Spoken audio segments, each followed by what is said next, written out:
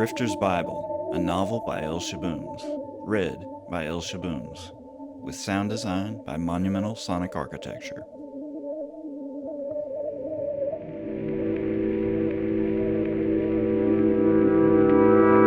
Chapter 22, Exsanguination.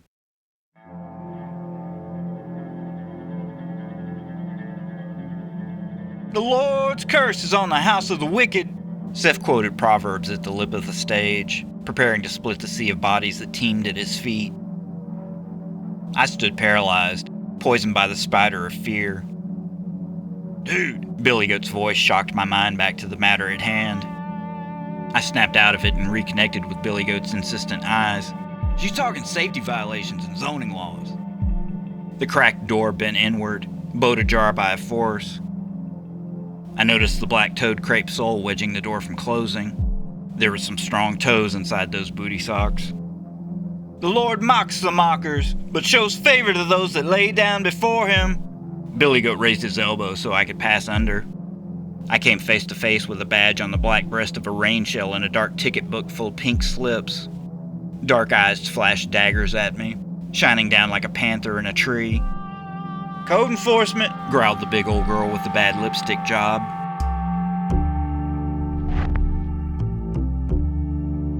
She frowned impatiently as she tapped a lacquered nail at the brazen name tag engraved with the legend, Jackson, on her right breast. Officer Jackson flicked her braids back over her shoulder. Red, white, and blue beads rattled off the yoke of her shell. The lady snapped her fingers in my face. "We got some talking to do, honey." She gave Billy Goat a side glare. "Tell this big old thing to make way. I don't want to waste any more of my Sunday than I have to." I looked back towards Seth. "The wise inherit honor, and fools get only shame." "I said let me in, mister. We can do this quick or I can start tripping." "In or out, Poindexter? Say the word, man." Billy Goat pressed his index finger against the door. I heard the sheep suck in a collective breath. "Well, I guess we gotta let her in." I didn't know what else to do. "I gotta take the chain off, lady." Billy Goat spoke through the door and the black toe was withdrawn. The door closed as the last few rows of sheep began to collapse backwards in a heap behind me. I glanced back to see if Seth was back on his feet yet. I stepped out of the way of the swinging door as it was thrown open from the outside. Oh my God. Officer Jackson blanched at the volume in the narthex. 3 more code enforcement officers loitered outside on the sidewalk, blocking the rain with their clipboards and waiting for orders. "Are you in charge of this fiasco?"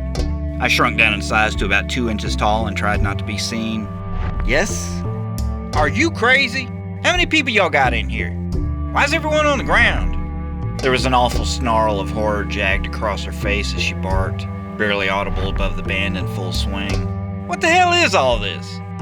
Officer Jackson's fake eyelashes ticked in apoplexy as her eyes swept the room, taking in the band, and the stage, and the sheep. She reached her long fingernails up over her shoulder and snapped to get her men's attention. The trio came through the gate at a trot. "Where you want us, Chief?" A big old bear of a dude stepped forward and spoke over Jackson's shoulder. He leaned in on the doorsill. He glanced sideways at Billy Goat. He stood straight up. Jackson frowned at the question when she looked at the crowd. "Let you and me hit them ovens. I want a couple of the others to go check the alleyway in that bus. Same 2 can check on the dumpsters. Ride it up. Let's get it all down. Go on now." I looked back again and Seth was bent, clapping at the band and laughing at the fawning sheep that pawed at him from the floor. Soaked in admiration, he flowed back to the stage. The manifestation was complete, but the spell of exhilaration was binding. The flock shoved money into the extra pockets that Mary had sewn into Seth's coat. Then they just giggled for as long as they were able to linger in his aura. They were like fish in the Trinity. They flowed through him, even as he flowed through them. I tapped Billy Goat on the forearm and tipped my head towards the stage. "Go tell Mary that there's a sewer leak and we've got to get everyone out of here." Billy Goat frowned and checked that his ponytail was tied before tiptoeing into the moaning field of bodies. All around him, the sheep were returning to their knees. They bloomed upright in his footsteps. Billy Goat was able to reach the stage just before the flock fully regained their feet and barred his beeline vector altogether. I followed Officer Jackson's path outside and pulled the door to a little bit behind me. She was heating up the mouthpiece on her walkie-talkie and peering westbound down the block. "Still waiting," she complained to the other end of the line. I wanted to hear the call, but she squelched the line and crossed back over towards the threshold of the patio. She braced me with a cold, hard glare and then snapped her fingers in my face.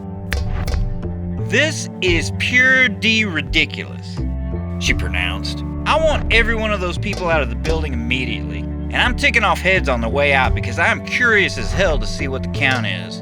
And if I get a lick of nonsense out of anybody in there, I'm putting you down as personally responsible, mister." Jackson flexed her thumb and there was a clicking noise. "Spell your name, last first." She put the pen to paper. I started to spill my guts, but I choked it off when a Lone Star electric truck passed by. In slow motion, it felt like. I thought that was the end right then and there. Somehow Jackson was in cahoots with the Navy. Naked on a rock, I watched the hawk and felt the cold shadow of its stare cross my soul. The truck didn't stop. The truck turned northbound on Walton and its taillights disappeared. I looked at the gaps between Officer Jackson's teeth. I deflated. I was fairly sure she wasn't a Fed. "Boy, don't even think of getting me shook." Jackson nattered my attention back to her eyes. "It's your fault I got called out in the rain on a Sunday. And here I thought I was just gonna come in and write some tickets and go home. Now I got to deal with a tragedy waiting to happen. From the looks of things, I'm about to waste the last of my day off shutting you down." She craned her neck toward the door. "How many amplifiers up on that stage? My God, it's loud. I can't wait to see what kind of mess of wires you got running everywhere, too. I hadn't seen one fire extinguisher between here and the back of that room. You'll be lucky if they don't slap you with mayhem or something for this. Hell, they probably make up some new wrinkles in the law just for your case. I mean, seriously, how did you ever think this was gonna fly?" "I didn't. I looked back into the sanctuary to avoid her waiting eyes. I could see Mary's broad back bent between the speaker cabinets. Billiot was giving her the news. Seth planted a foot between the monitors and braced his weight as Jim hoisted him back up onto the stage. I looked back at Officer Jackson. I looked back at Seth. Mary was walking towards him by the time he regained his footing on the boards. They reached for his microphone at the same time. She got there first and the PA popped as she thumbed the switch off. The two of them conferred as Dwayne waved the band down a notch. Seth looked up with an irritated face and an impatient steam rose off his hair and shoulders. I saw his wild mane turn towards the door, but I had to look away. A Dallas police cruiser pulled up to the bus lane with its lights on. No siren. A second car rolled up, flashing on Walton, and blocked the crosswalk. The band made a sound like a dying elephant and the music ceased altogether. The flock got childish about the interruption. The cops didn't get out of their cruisers immediately, but they did turn off their lights. The PA popped as Seth's mic went hot. When I looked in, he had his nose stuck up in a silhouette of defiance, but he grimaced. "Y'all listen here now." The glass in the windows rattled. Seth dragged his hands into the air and demanded silence from the congregation. "Brothers and sisters, be peaceful," they dulled to a murmur. "This is an old building and they're telling me there's a problem with the sewer beneath it." He sighed. "So we have to let the city take a look around." The ceremony devolved into chaos in the tabernacle. Anxiety was shooting into the sky. Like a giant, Seth boomed. "The Lord is still with you. Act as you would if you were carrying wine to his table. Now we will have buckets so you can still fulfill your tithing obligation to the Lord. We just won't have communion or our last song together this week." He scanned the groaning mass near the front as a lazy exodus began to sputter into motion towards the door. We'll make up for it next week. Leave me now until we meet again.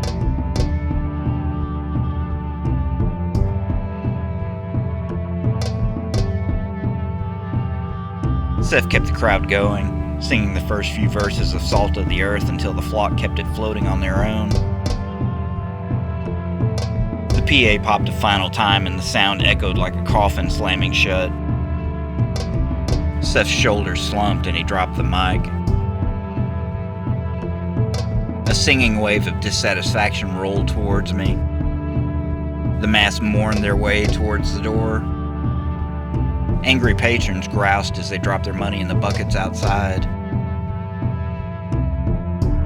Officer Jackson huffed over to me. Here. She charged me with a sheaf of pink papers. Top one's a citation for noise pollution. I could hear y'all all the way back to Malcolm X. She swung her head around to see what the cops were doing, and when she saw they weren't doing anything at all, she waved at the car. She ticked her tongue and rolled her eyes and turned back to the slips in my hand. That bus with your name on it in the alley is a junk motor vehicle, you know.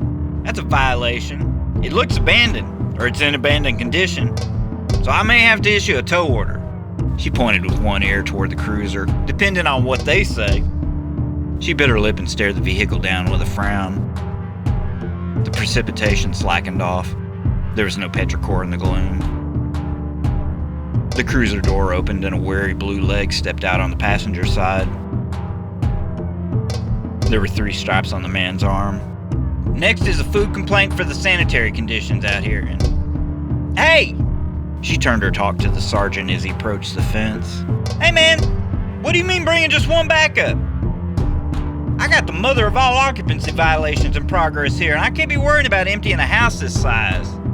Who are you kidding? The sergeant sniffed. Big girl like you knows how to clear a room. That's what y'all here for. I got tickets to write. Calm down. The cop was nonchalant, which seemed to amuse the other 3 as they mustered outside the gate. Hey, nuh-uh. And ain't no one calming down, jackass. Officer Jackson popped off. Half the day's wasted and you're just now showing up? Her neck was incredulous. 5 more minutes and I'd like to call your man back and tell him not to even bother. I mean, you are on the clock, right? You are getting paid to provide for the public safety, correct? Goddamn right I'm getting paid. Hell, I left my Sunday dinner sitting out on the kitchen counter to rush all the way over here just so I could ramrod your shenanigans. His badge number was 187 and the name on the uniform was Fritz. We'll throw some cones out if you want, but you're on your own after that. Officer Jackson moved in until they were almost oily forehead to oily forehead and she hissed. Listen, you chicken sh**. You and your brother, the captain, can go ride a white horse straight up your own ass for all I care. I work for the city of Dallas. I may not pay you time and a half like they do babysitting the midway over at the fairgrounds, but by God, if you're on the city's dime, you're working on my time. Bet your silly pension and whatever else you're milking the clock for on that. She bit her lip and stared the cop down. I'll give you 15 minutes and then we're out. Fritz exhaled. Officer Jackson didn't break eye contact. Do your job. Fuming, the cop turned to me like I was the natural man in charge. Hey. Somebody's called your number and she says I've got to empty the house. Make way, make way.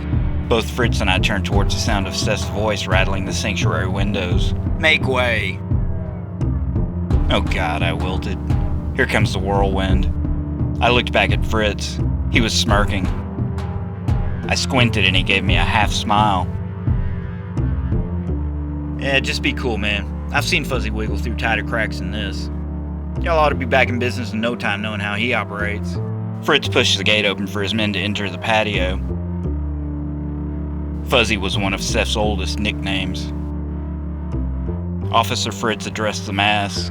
Ladies and gentlemen, this is the Dallas Police Department speaking. We're writing tickets and towing any vehicles that aren't legally parked.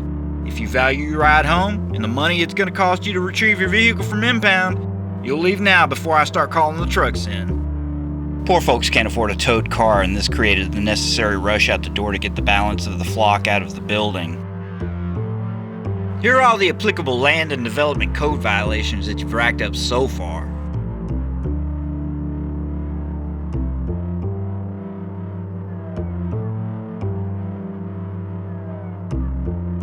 These copies are for your record. Jackson grinned.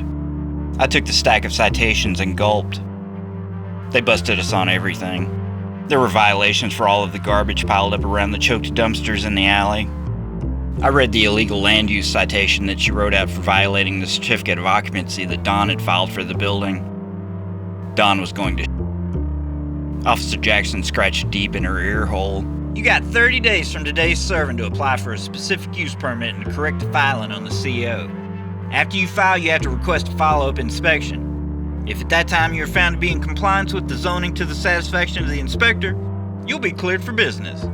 She dragged a stack of stapled forms from out of the compartment beneath her clipboard and passed them over. There was a notice of disclosure, something else from the tax office that needed a nonprofit number that we had never gotten. I glazed over, scanning the boilerplate. The papers kept coming out of Jackson's clipboard until I was in a daze. There's a $1,500 filing fee that's due with your application for the hearing from the Planning and Zoning Board for the conditional use permit you're required to have. You or your landlord will be responsible for the cost to modify the certificate of occupancy to show this address is a non-taxable business. How long does that take? I interrupted. CEO's over the counter, but depending on how close to the deadline you file the permit can take up to 6 weeks. Officer Jackson pointed to the damp stack of copy paper in my hand. Make way. Third page in there shows what your application deadlines are and what the corresponding hearing dates are. It's all there for you and your counsel if you elect to seek representation in these matters. Mr. Manager. I caught a whiff of strawberry bubblegum as Officer Jackson cut her eyes sideways at me and smacked. I strongly recommend you seek legal counsel from this moment on. Then came the thunder. Glasses. Seth, Mary, and Billy Goat had reached the door. Seth's eyes darted for the exit when he saw the cops. Billy Goat saw them as well and did his best to disappear into the flow of the exodus. Barely able to maintain his benevolent facade, Seth broke through the last few fawning embraces that bound him from escaping the narthex. He charged for the grills like a bull moose in heat. Mary lingered at the back of the line, pleading for kindness from the officers and comforting the last few dozen sheep to leave the building. Hey! Seth stomped up to Jackson. What do you think you're doing, lady? Excuse me? Jackson arched an eyebrow. You can slow your roll right there, wild man. She worked her neck in defiance. The battle engaged. Seth's hands curled up into fists at his side. Lady, if I wasn't a man of God, You'd what? She cut him off. You see these 4 police I got working for me? You ain't gonna do shit, mister. I say the word and these boys in blue will bring the hammer down so fast even the Lord will look away. Yeah? Listen, just tell me what needs fixing and I'll get it fixed. Seth stuck his chin up. But I'm not leaving. Oh, really? Jackson was unmoved. I represent the city of Dallas, son. And if I say you're leaving, then you're leaving. You could smoke on that. I'm not leaving. Seth was petulant. Jackson was a diamond. She came in close, quiet, and hard. You're leaving if I say you're leaving. You wouldn't believe what I've done to hold on to this place. Seth hissed a warning. You put up that ticket book and walk away before I have to go farther than I've gone before. He fixed her with a withering glare. She brushed it off her shoulder and rolled her tongue across her front teeth. How'd you like to head on down to Lou Sterrett for threatening a civil officer? No, wait! I tried to interject. Jackson stuck 2 fingers in her mouth and whistled. Hey! She snapped her fingers at the cop on the gate detail and he in turn roused Sergeant Fritz from down the block. Fritz perked up when he rounded the corner and saw Seth. Get this man out of my way! Jackson carped. She took a step back like Seth might explode in her face. Now wait a second. Fritz approached with his hands up in parley. Fritz! A touch of light broke Seth's grimace. What in the hell do you got going on here, man? Officer Fritz turned his hand to shake and grinned. What gives with this lady? What is all this? Seth's voice was ramping up. Dude, I know your temper. Stay cool and listen. Me and Jimmy have been covering for you guys for weeks. I mean, we've been getting complaints called in since January, you know. But we're soldiers. We let it ride as long as we could. Hey! Jackson barked. Out of here! She thumbed towards the street. Get him out! Seth sidestepped Fritz's barring hand. I could see the other officers. They double-stepped past Mary, palming the catch on their holsters, gunning up for the ruckus. "No, no, no, stop!" Mary shrieked, and the sound seemed to shatter the sky. Seth reached Officer Jackson and thrust his face straight into hers. "No!" He rained spittle on her cheek. "You!" he foamed. "Get!" he slavered. "Out!" He turned red as claret.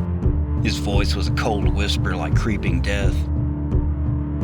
Officer Jackson leered as she leaned back, trying to escape the breath of her enemy. Lost in the moment, Sif's fist rose from his sides like invisible pistols drawn up from off his hip. "No!" I groaned through my pinned lungs. I saw the porch light flashing off of the chrome when the cuffs came out. Seth was manhandled from behind. 6 hands wrapped him securely before he could wiggle out of what was happening. There was a rapid ratcheting sound, a snick, snick, snick so fast it went click. "Not..." I choked up on a mass of phlegm. "No, wait!" Fritz put his hand up to his men. "Don't you dare!" Officer Jackson warned him. "He threatened me. I'm pressing charges." "Don't, please!" Mary cried out at Seth's side. She looked to the cops, but they were occupied with Seth. She turned to plead with Officer Jackson. Seth twisted one way in their grip, still watching his mouth for Mary's sake. "Ah!" He tried to juke another direction to break out of the clinch, but all he got was frustration. "Joe, you gotta cool it, man." Fritz stepped in and put his hand on Seth's struggling shoulder. I searched Fritz's eyes for mercy. I saw a glimmer of wisdom. Fritz nodded to himself and then addressed his men. "Put him in the back of our unit. I'll drive him down to booking." "What?" Seth's head snapped towards Fritz.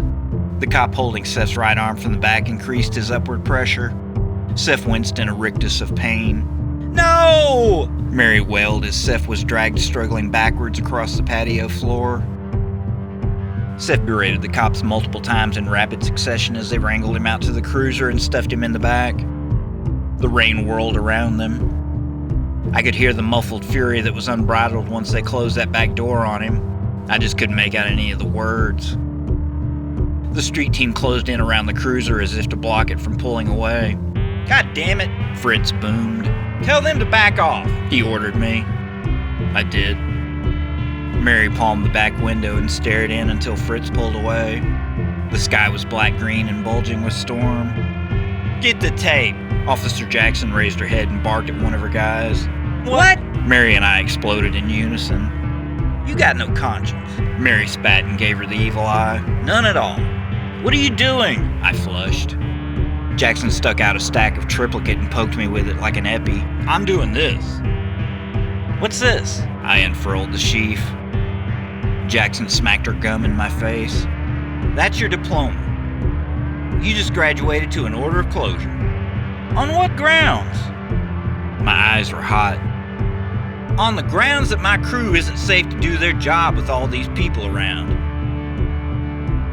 We'll come back when some of the dust settles. We're locking the door behind us when we go tonight." Mary burst into tears. "No!"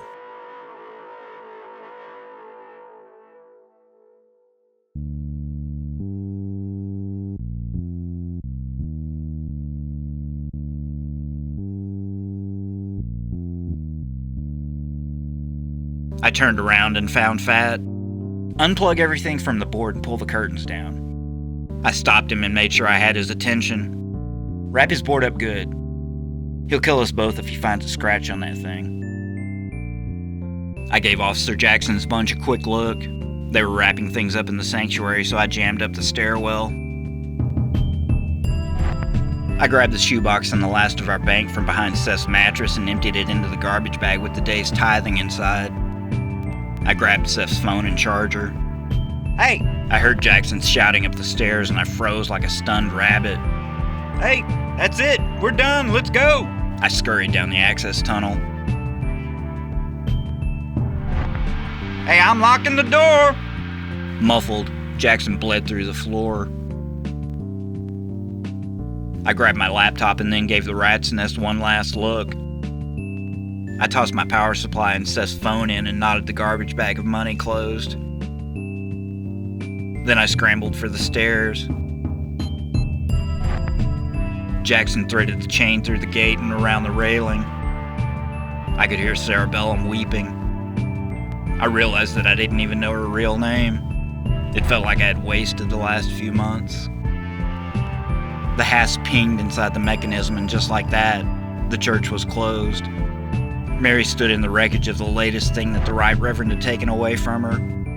She wavered like her legs might give way.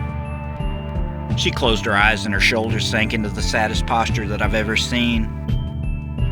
The rise in her chest hitched and her shoulders bucked. I gathered my feeble wits and said to Mary, "Tell me what you want to do."